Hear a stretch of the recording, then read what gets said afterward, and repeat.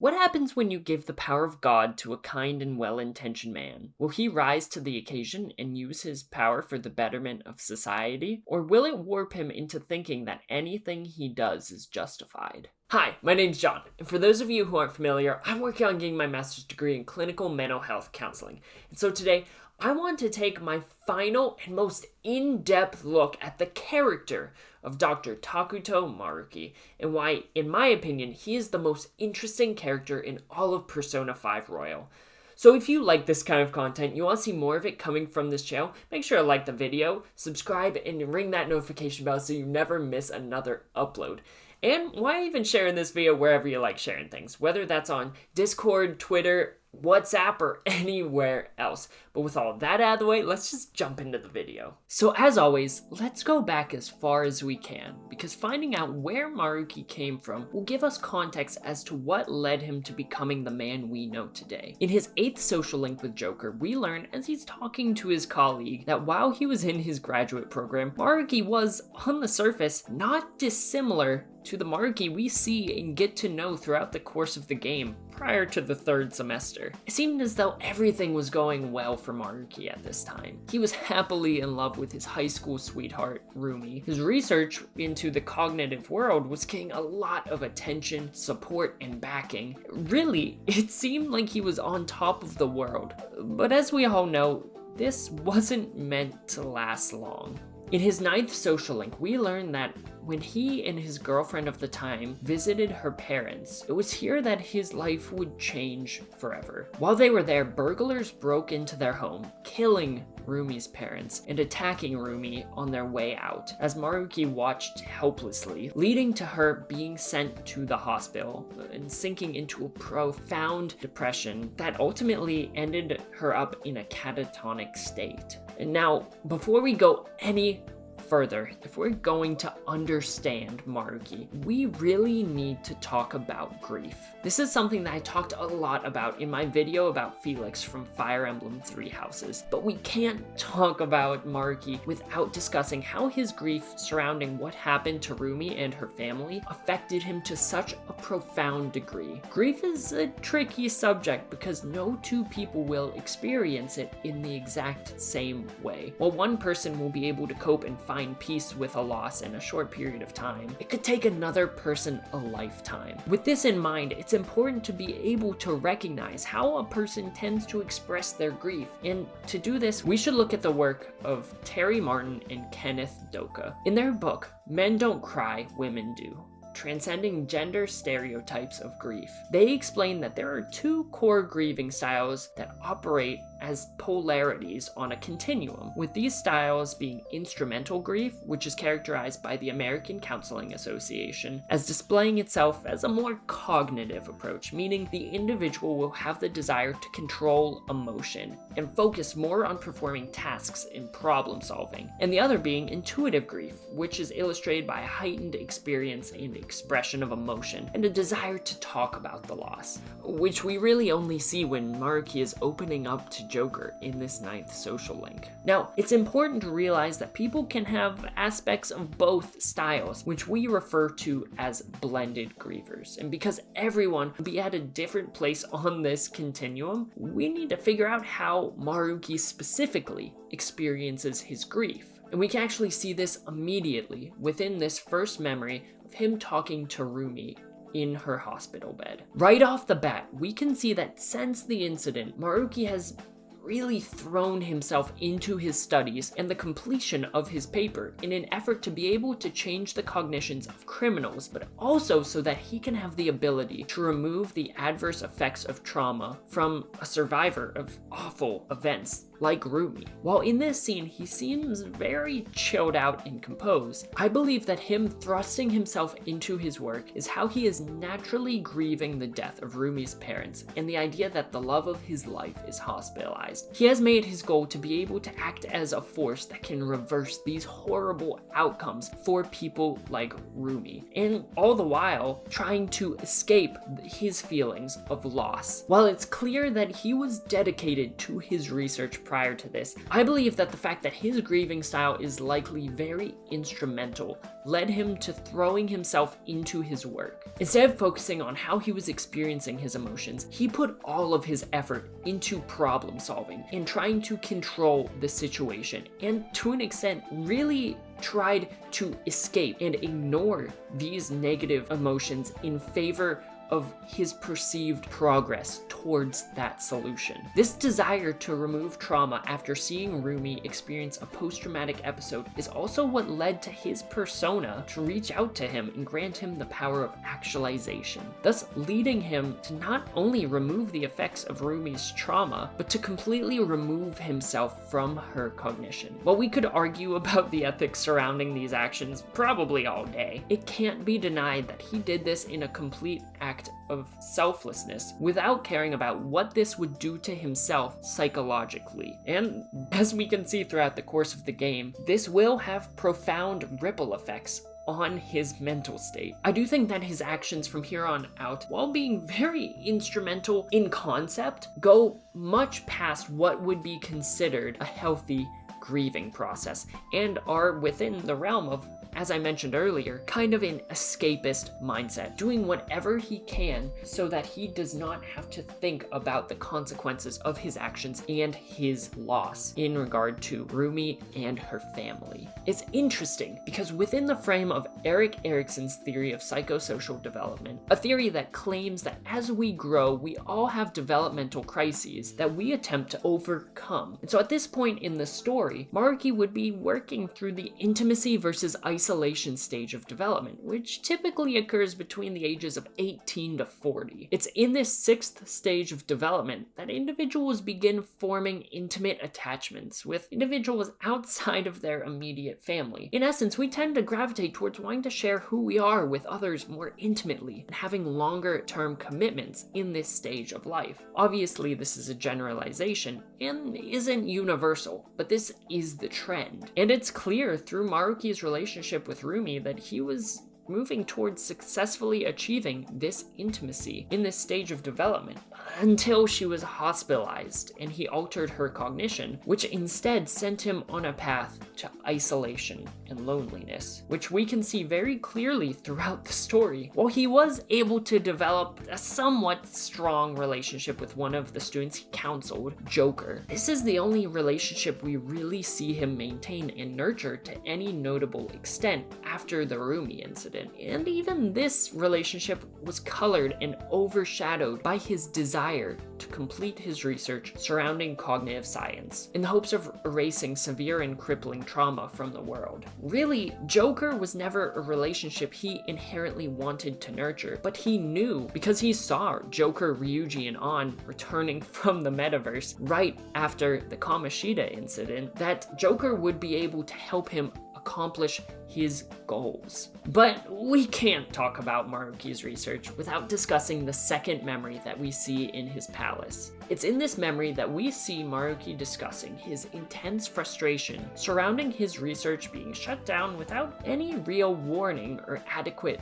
explanation. Now, while we know that his research program wasn't canceled on a whim, and it was actually stolen by everyone's favorite politician, Masayoshi Shido, I think that we can all empathize with the incredible frustration and pain of having something that you have poured so much of yourself into taken away so unceremoniously. But for Maruki, this was more than just his research. As we flash forward to after Shibusawa, his friend, had already left the restaurant, we see Maruki at his absolute lowest, with a drink in hand, desperately promising Rumi that he will follow through with his research. Here, we can notice a couple of things. This moment reinforces that the way he's coping with his loss of Rumi is by trying to continue throwing himself at his research to help people. But something very distinct that we see here is the shift in his language from the beginning of the first memory to now, because it ramps up significantly. His initial goal that he shares with Rumi while she's in her hospital bed is simply to use cognitive science to prevent crime. This, while still a question as to whether or not it's right to take someone else's cognition into your own hands, is essentially the same idea that the Phantom Thieves are operating under for the entirety of Persona 5's base game, ensuring that no one gets hurt by evil people anymore. But even within this first memory, his tune shifts to wanting to be able to take away and relieve people of their trauma.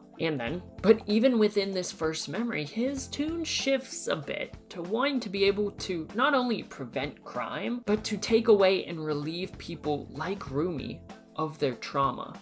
But then in this second memory, he states that he wants to take away everyone's pain. Now it's in this moment that we can see him starting to get his cognition a bit twisted, going from wanting to prevent crime and remove simply trauma to shifting his language to saying he wants to take away all pain is a considerable jump. Atlas are absolute masters at character development, and so I don't think that this shift in his vocabulary from trauma and crime to pain in general is an accident. As a researcher, everything within your research must be clearly and explicitly definable for your research to have any semblance of credibility within the scientific community. So I feel as though seeing this shift from the much more concrete ideas to something much more abstract in general, like pain, shows us that while he is still determined to carry out his research to help others, the scope of it has gotten muddled and distorted by his own pain, frustration, and grief.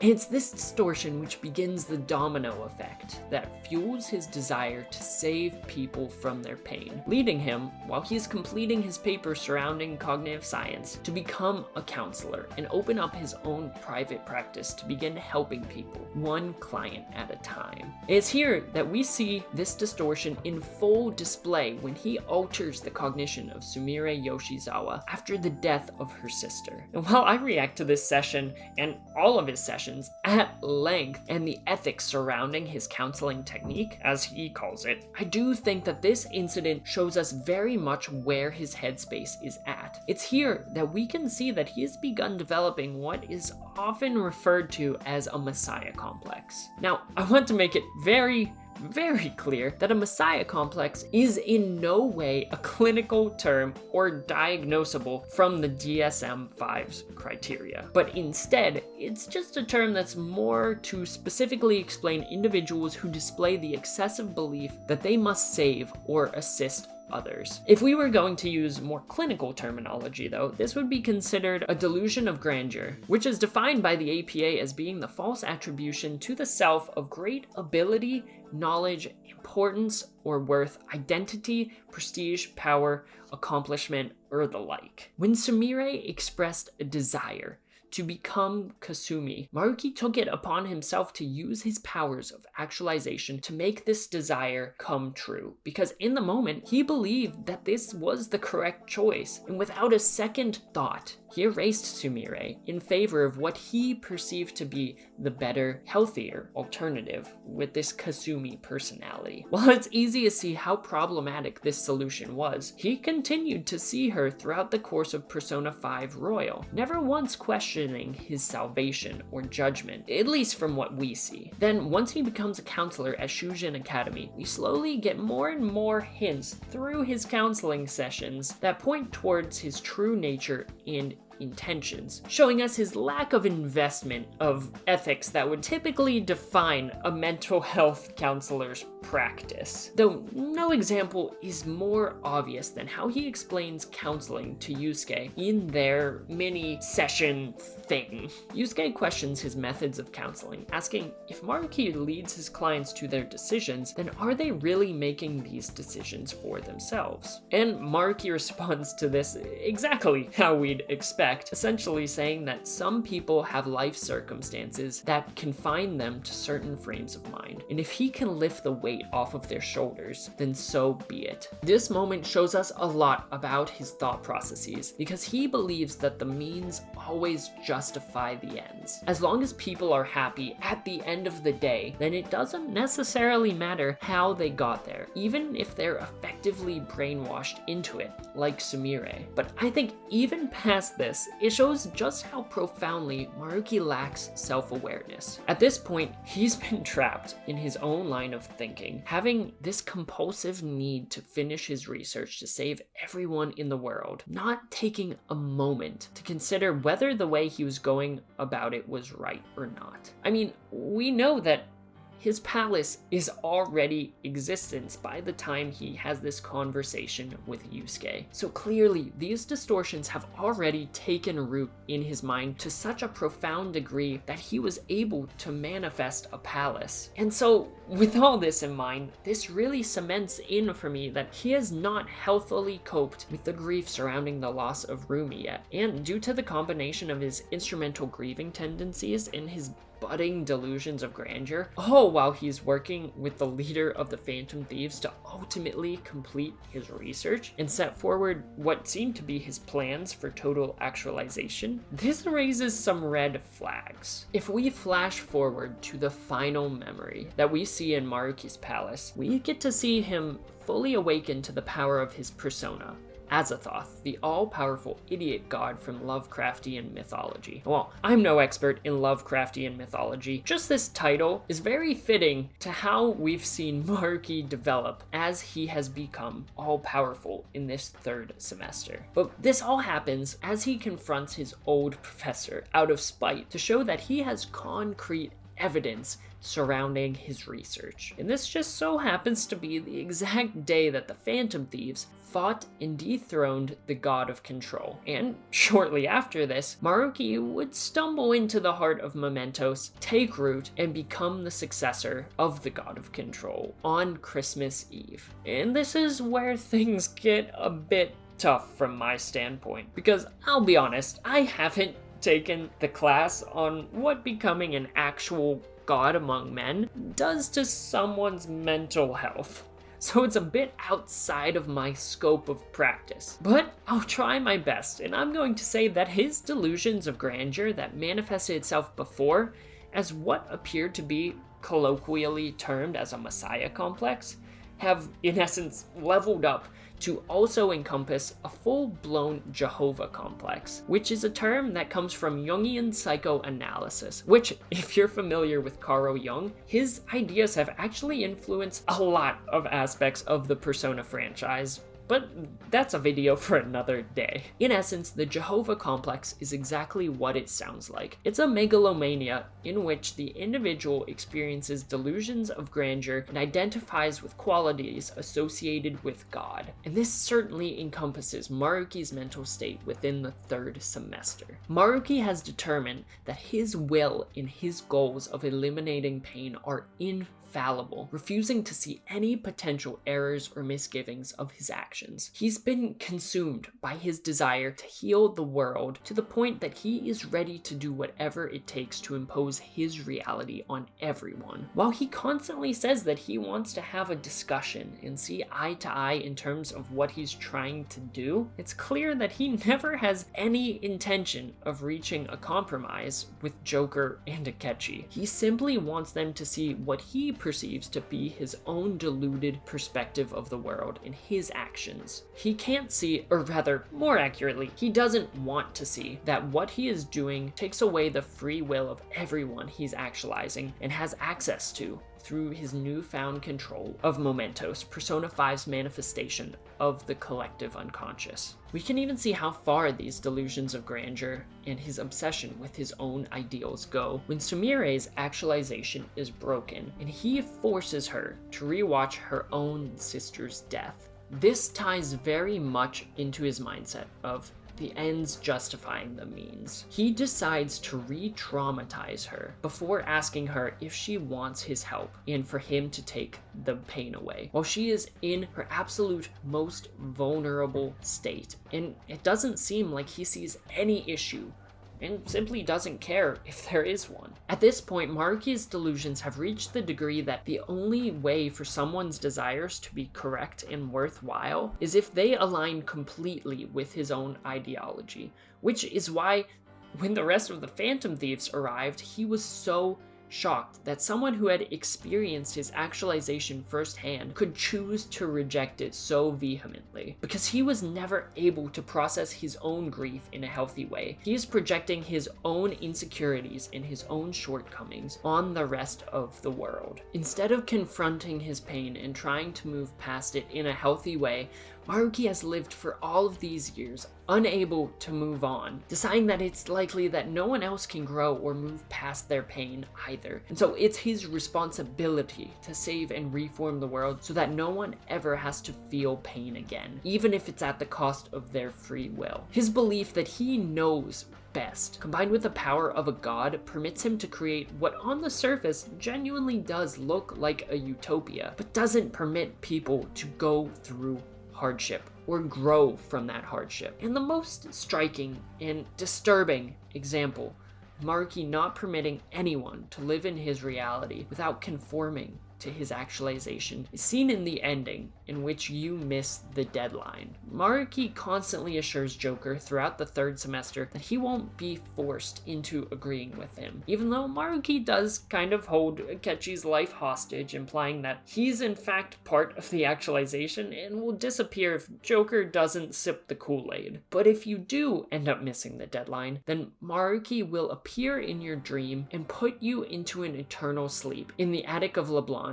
never to be seen again. Maruki just doesn't seem to have room in his reality for anyone who disagrees or wants to think differently, and is clearly not afraid to abuse this power that he has over everyone. He possesses the power of God, and this once bright-eyed and idealistic man has been twisted by his desire to save everyone else from the fate he constantly endures. And I think this distortion can be seen incredibly clearly in the upper levels of his palace, while the lower levels are a very stark and disturbingly clean white laboratory in which everyone who enters is a test subject for Maruki in his quest to make everyone happy. As you move up, the world slowly shifts into what appears to be an idyllic and natural garden with a towering golden statue of Rumi that illustrates just how monumentally she still looms in his mind.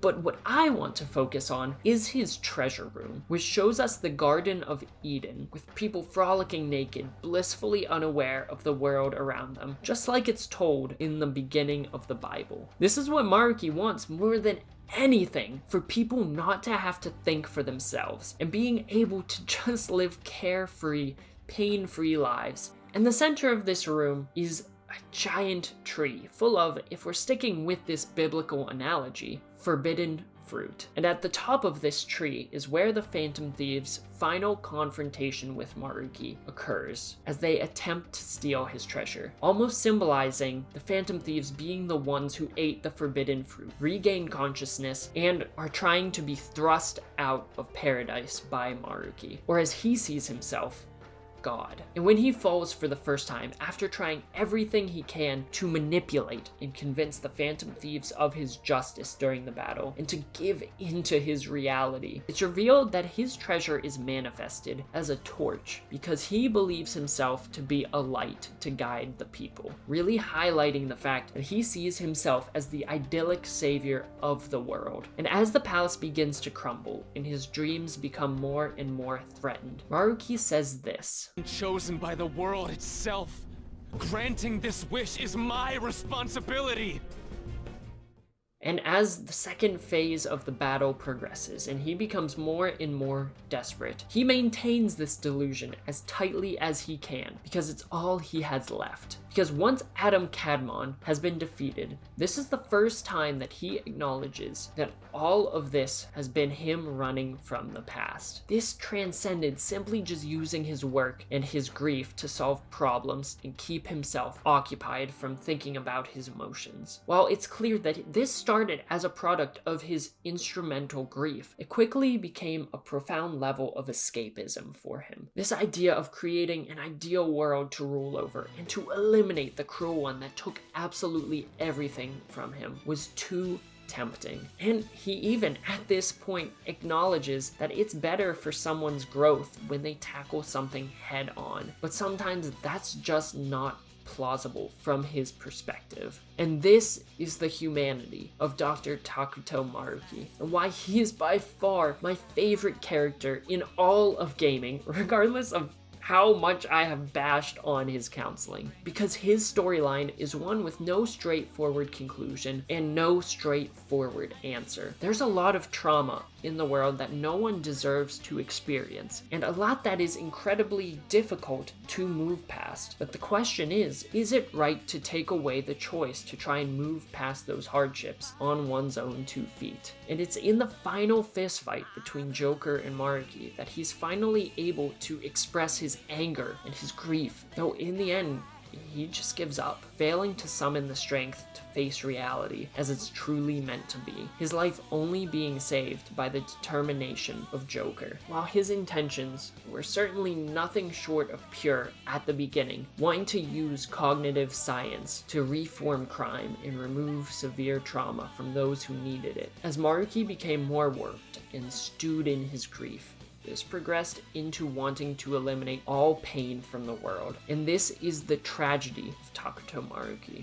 A man who had nothing but the best of intentions for the world and everyone in it was the one who nearly destroyed it. You know, it's fitting that the will seeds in his palace depict sorrow, as he not only constantly repressed his grief about the loss of Rumi and her family until the very last moments of the game, as we see his treasure was actually a newsletter surrounding the death of Rumi's parents, but he had also given up on the world. Using his powers as he did would have made everyone blissfully content, just like we see in the ending if we were to take his offer, but this ultimately would have left no opportunity for growth moving forward. We see at the end of the game that Maruki is working as a taxi driver, telling Joker that he started over in life, alluding to the idea that he was finally able to confront his demons head on and begin moving forward, and hopefully he's able to find the happiness for himself that he so desperately wanted for everyone else. Well, Maruki did some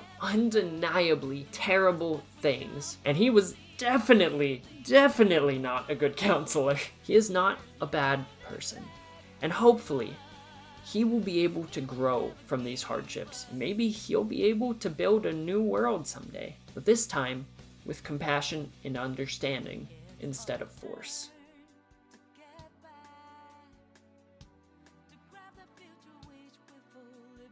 But that'll do for today's video, guys, and honestly, if you've been here throughout all of my videos looking at Dr. Maruki, I cannot thank you enough, because since that first video, looking at his session with On, to now looking at Dr. Maruki himself as a character, the channel has grown more than I ever could have imagined. So, thank you so much. You don't know how much it means to me. But I'd love to hear your thoughts on this video in the comments section down below. What do you think of Dr. Maruki as a character, and do you agree with my analysis? I'd love to hear your thoughts. And while you're down there, why not liking this video, subscribing to the channel, and why not even ringing that notification bell so you never miss another upload?